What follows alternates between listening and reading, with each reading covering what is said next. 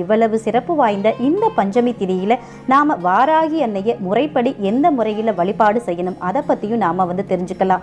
வாராகி தேவிய நல்லெண்ணெய் தீபம் ஏற்றி வாசனை மலர்கள் சாற்றி வாசனை தூபங்கள் ஏற்றி ஐம்புலன்களும் ஆன்மீகத்துல ஒடுங்க நம்ம முன்பே சொன்ன வாராகி அன்னையோட காயத்ரி மந்திரத்தை பஞ்சமி திதியோட பிரம்ம முகூர்த்தத்தில் ஆரம்பித்து தொடர்ந்து நாம் ஜபிச்சுட்டு வரணும். பசும்பால் அல்லது இனிப்புகளை நிவேதனமாக படைக்கலாம்.